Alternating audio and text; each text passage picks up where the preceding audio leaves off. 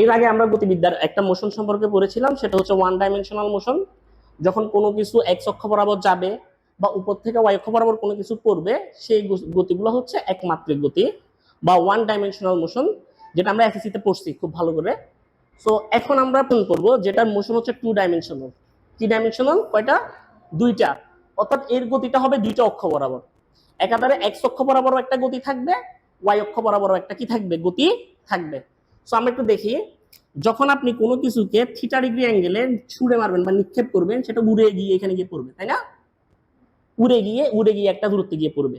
তাহলে দেখেন, এখানে যদি আমরা যে কোনো একটা পয়েন্টে বেগকে নিই, বেগের তাহলে আমরা দুইটা উপাংশ পাবো। একটা হচ্ছে এক্স অক্ষ বরাবর ভি এক্স, একটা হচ্ছে ওয়াই অক্ষ বরাবর ভি ওয়াই। আর এটাকে আমরা নিক্ষেপ করছি কত ডিগ্রি কোণে? থিটা ডিগ্রি কোণে। ওকে, তাহলে এটা যদি থিটা ডিগ্রি হয়, এটাও হবে থিটা। এটা হচ্ছে ভি এক্স আর এটা হচ্ছে কি? V Y. কথা এতটুকু? ওকে, এতটুকু সবাই বুঝছি? ওকে, এখন আমরা একটু দেখি, এটা উড়ে যে সর্বোচ্চ যতটুকু উচ্চতা বলতে উঠতে পারে, এটাকে আমরা বলি সর্বোচ্চ উচ্চতা। আর আনুভূমিক বরাবর যে সর্বোচ্চ যে দূরত্বটা অতিক্রম করে, সেটাকে আমরা বলি আনুভূমিক পাল্লা। সেটাকে আমরা কি বলি? আনুভূমিক পাল্লা। সো আমরা এখানে লিখতে পারি, এখানে লিখে ফেলেন একটু, এইখানে যে ডিস্টেন্সটা সর্বোচ্চ যতটুকু উচ্চতা উঠবে, এটাকে আমরা বলি সর্বোচ্চ উচ্চতা বা এইচ ম্যাক্স। আর এইখান থেকে যে এই যে দূরত্বটা, এটা হচ্ছে আনুভূমিক পাল্লা, এটাকে আর দিয়ে প্রকাশ করা হয়।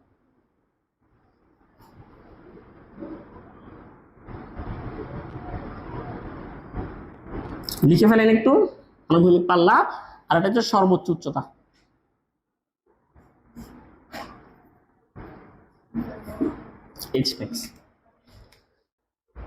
এই গতির ক্ষেত্রে একাধার হচ্ছে দুই দিকে সরণ হচ্ছে, দুই দিকে কি হচ্ছে?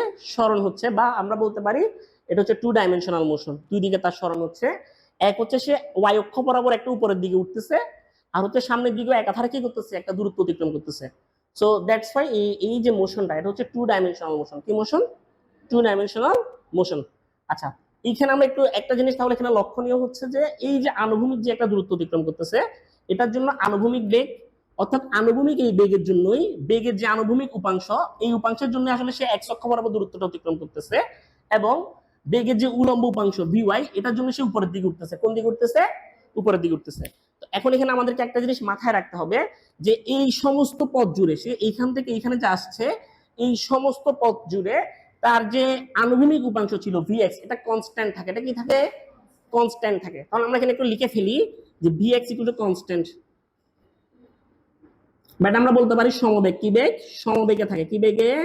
সমবেগে। কেন এটা সমবেগে থাকে সেটা আমরা নেক্সট একটা ক্লাসে আলোচনা করব।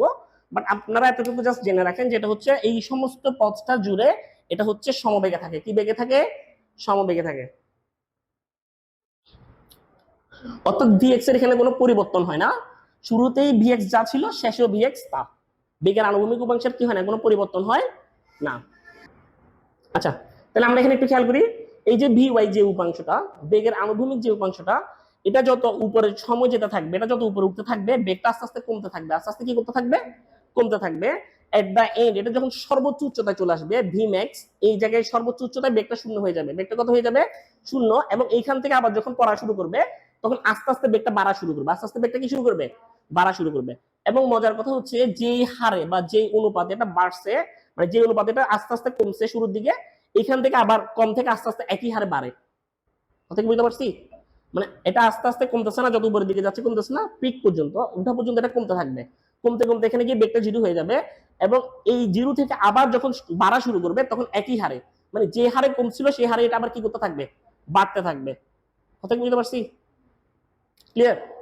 ওকে, তাহলে আপনারা এগুলো একটু তুলে নিন।